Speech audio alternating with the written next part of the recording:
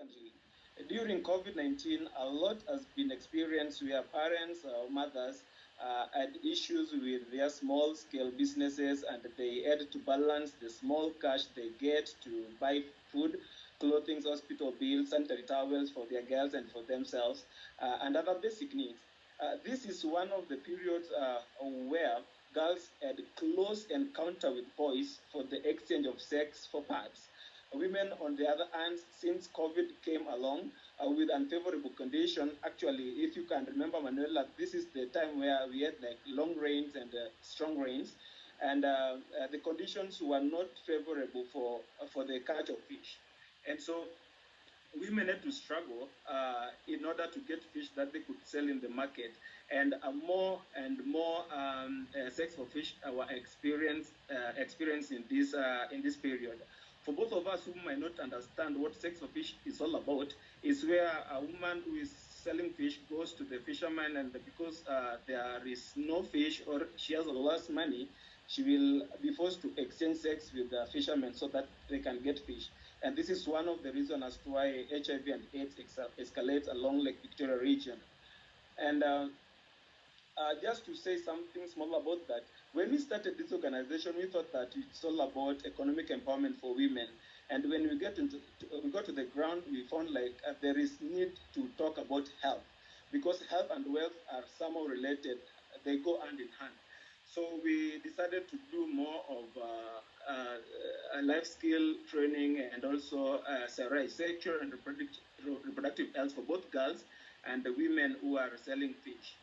So how does WAWA contribute to safe menstrual hygiene in the community? Number one, building skills and capacities. WAWA Kenya trains women and girls to make safe, reusable sanitary towels or pads, so they also have access to clean, affordable, and sanitary towels or products. Another point is that in our girls' clubs, we have clubs where we meet with girls like every Saturdays. Uh, in these clubs or in schools, we provide information about periods, sex, and pregnancies, so that girls are better informed about their bodies. Another point is that during humanitarian charity events or actions days, that is before Corona, we provide hygiene kits containing reusable sanitary towels, soaps, and clean underwears. We realize like when we give only parts and we forget about the underwears, then and because there is reusable sanitary towels that we are providing must be used alongside the underwears. So when we go with parts, then we must also go with underwears. And so we learned how to make soaps and detergents through the help of MMH under the leadership of Manuela. And this has made soap readily available in the communities for bathing and washing of clothes to maintain good hygiene even during periods.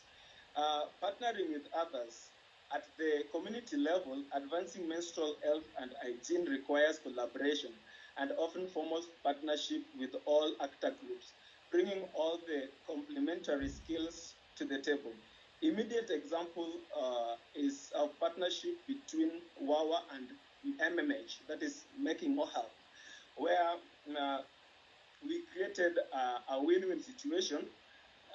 We realized that women from Kitale were in need of pads, and women along Lake Victoria had the skills of making pads. So MMH linked the two groups and supported that transaction, and it was very successful. The only problem that we had, like when this transaction was done, the win-win was being conducted.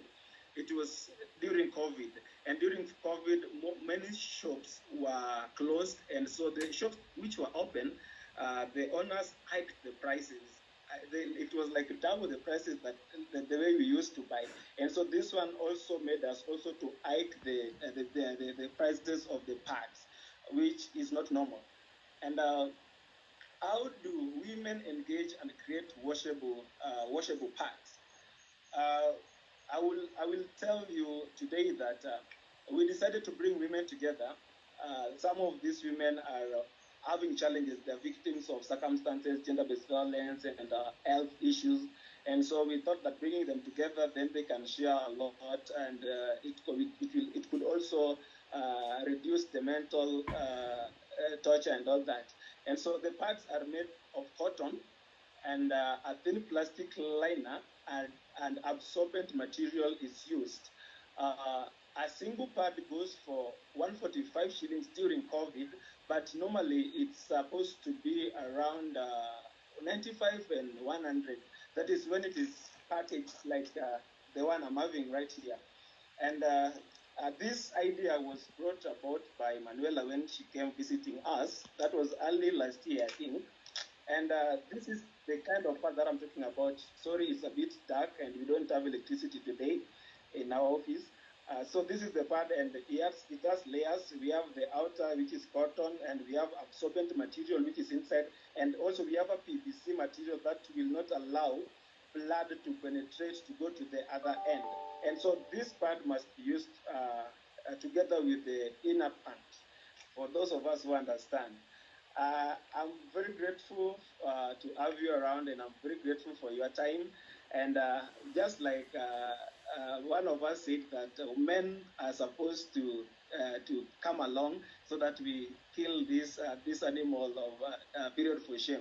We are very ready to work with you, all of you, where we are, and so that we can achieve like a common goal, which all of us want to achieve in the end of all this. Thank you very much, and thank you for your time.